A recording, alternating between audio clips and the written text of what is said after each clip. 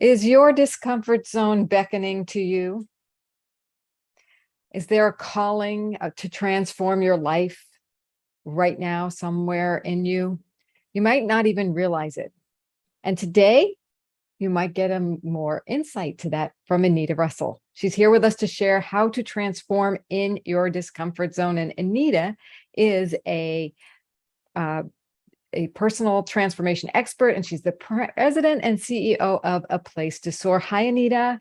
Hi, how are you? I'm like super excited to learn more about what you're going to be discussing on our speaker success training next week. Actually, you'll be doing a whole training. It's on Wednesday, August 10th at 11 a.m. Pacific, 2 p.m. Eastern. So I wanted to give people a little preview today about you and what they're going to get. So welcome. Please share a little bit more about your expertise and your background. Absolutely. As you said, I am a personal transformation expert, and what that means is helping people to really understand who they are. It means helping people to kind of critically assess their thoughts, their ideas, their beliefs, and then how does all of that show up in my words, my actions, my behaviors? Am I in the place that I really want to be in, or am I stuck over here or kind of in this place, but I keep seeing something different, or I'm feeling something pulling me in a different direction, but I'm not sure and I don't know how or what it is I need to be doing in that gap in between the two. So it's that gap in between the two is where discomfort lies. It's where change lies. It's where growth lies. It's where your potential lies. And tapping into that is what personal transformation is all about. So tell us your story of personal transformation, and then we'll get into how we can help other people. Right. So I sort of grew up, if you will, in the pharmaceutical industry. So I spent a number of years, almost 23 years to be exact, working for one particular company. And I came into the company as a research scientist. So my background is in research, and I was in a drug discovery position at this particular company. And probably about 10 years into my position there, I started thinking about things very differently. And one of the things that I came to realize was that I had a limitation on my career progression, because in that space, the limitation, or the glass ceiling, if you will, is related to your level of education. And I did not have a PhD. I was not a PhD scientist. At the time, I had two kids, and I was not going back to school to get a PhD in a particular scientific discipline. So I started looking at some other options. And when I looked at those other options, I found myself in a learning and development role in the Center for Science Education, where I was doing professional development, learning and development for the scientific community. So I stepped out of the laboratory environment and into this broader business environment, and I loved it. That was like probably midway in my career. It was probably the best career move that I could have made at that particular time. But things didn't always stay rosy, if you will. So I've got to a point along the way where I was starting to feel discomfort, if you will, because that's the topic that we're talking about, is this whole issue of that discomfort. And I was feeling that discomfort because I found myself in a position where, when I came out of the lab and I'm in this role, things were starting to change. There was reorgs that were happening, and I found myself reporting to different people and all that, that sort of thing. And I have been very blessed and fortunate to never have a bad manager, or a manager that I simply could not see eye to eye with. But then finally that happened. And the first time in my entire life working, I had somebody that I just really had a tough time tolerating. So now here I am in this position. I like the role, but I don't like the person that my manager. It was very, very problematic. So now for the first time, I'm really feeling a sense of discomfort in this role, in this company, and reporting to this particular individual. It was very challenging for me. One of the things that happened to me along the way, because in this learning and development role, I did a lot of work with external vendors. And one of the external vendors was a woman who was an executive coach. And so that was what I had brought her into the company for, was to do some programming along those lines.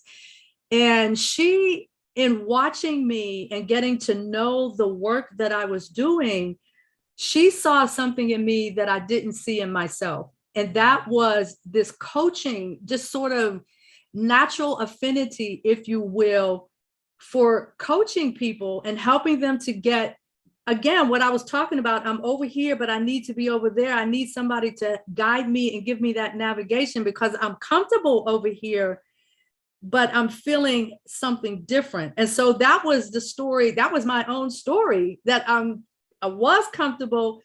Now I'm in this other type of a situation where I don't feel comfortable at all. So now I'm in this discomfort zone, but I don't know how to define it. I didn't know what the source was until I started kind of digging into it and coming to the understanding that what I was experiencing was a different type of call on my life. And in order for me to respond to that call, I had to make a decision.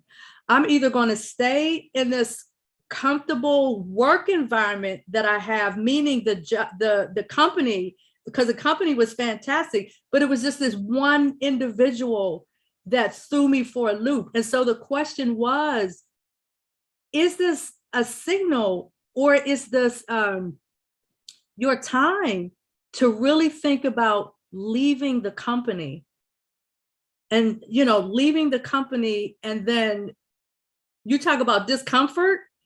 There was a lot of discomfort for me in that, trying to figure everything out, and whether or not I could muster up the courage within myself to actually even make that move, because I was making that move without 100% certainty. Like, I broke that law that says when you leave one thing, you don't leave one thing before you you have to have something in place before you leave what you already have. And I was breaking that rule.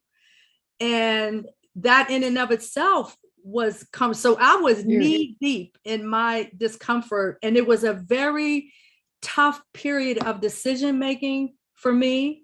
And ultimately, I did make the choice to leave, to start figuring out, like, what is my next move in life? Because this call to do something different and to be in a different space and a different time and different activities was very strong. So now you're coaching others in leaving their discomfort zone and stepping into that. Mm-hmm. So I know you're going to be doing a whole training next week, but without doing the whole training, what advice do you have for women when something bigger is calling them? Where should they, first of all, should they come to the speaker success training? And second of all, what piece of advice do you want to leave them with before they come? Yeah, well, they should definitely come to the speaker success training. That's hands down. And one of the things that I'm going to talk about is how you even examine and reflect on the discomfort that you're feeling. So when I found myself in that position, I had a choice to make. Not just within the context of will I leave or will I stay?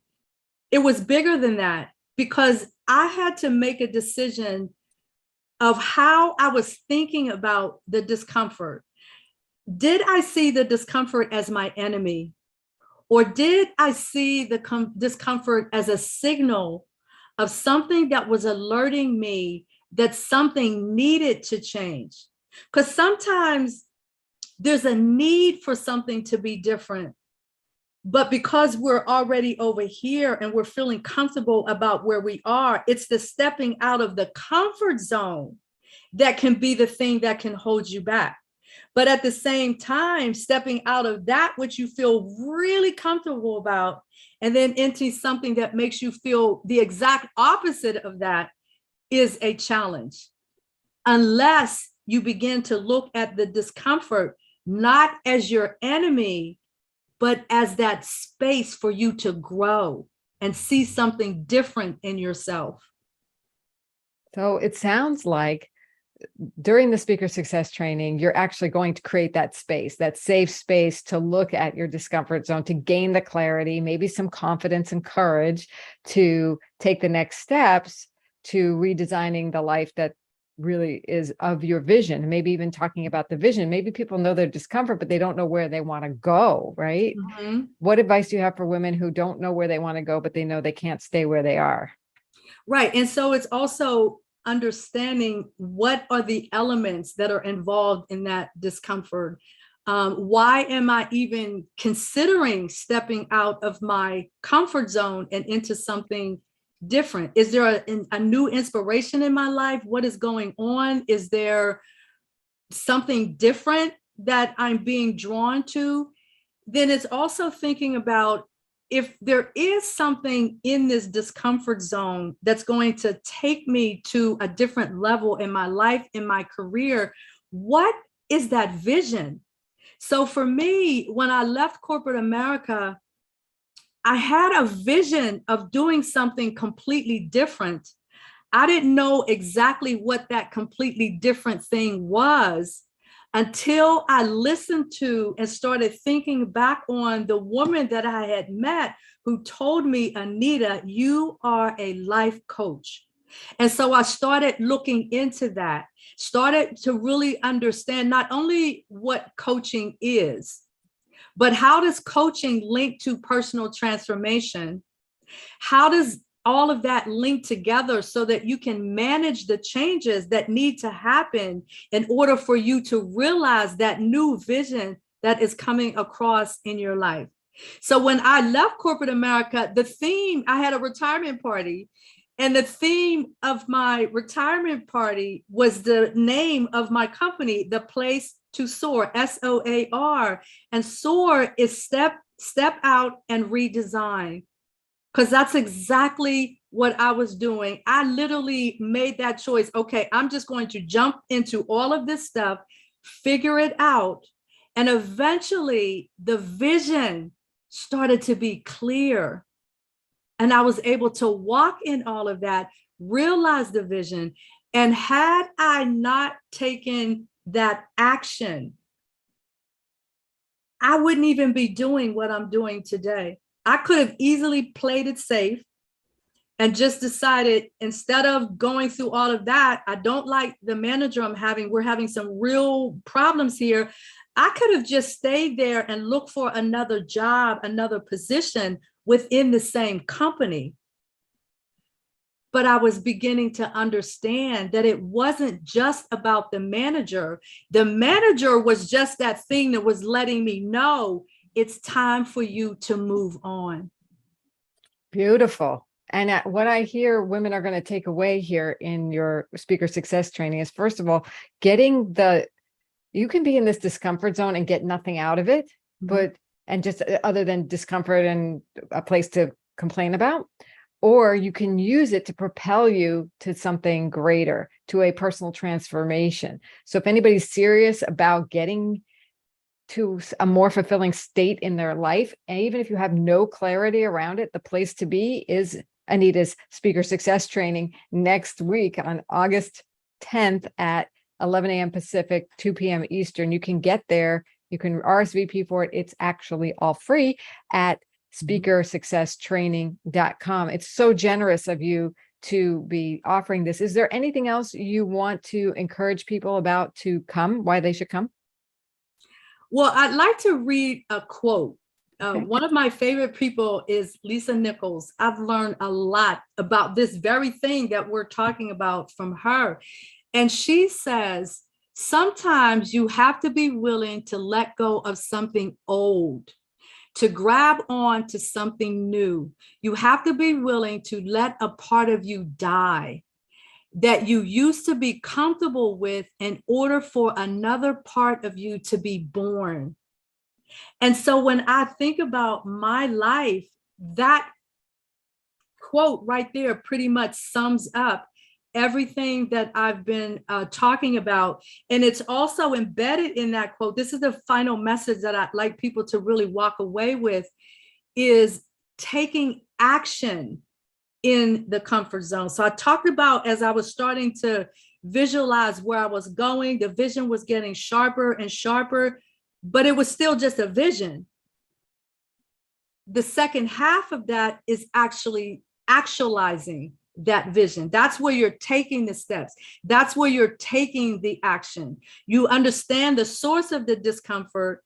You understand also how your life could look if you decide to move beyond the discomfort. And when you're in that space, that's when you're taking the right action to get from that place over there to this place over here. And you're willing to go through all the hills and the valleys and the ups and the downs to get there.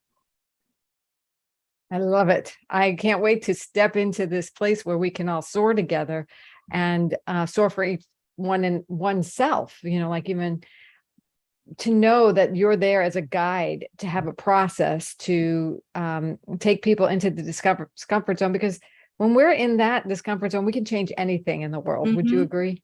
I would totally agree with that. And it's about understanding that the way you are right now, in this moment, right now, today, might not necessarily be the person that you are destined to be for the rest of your life.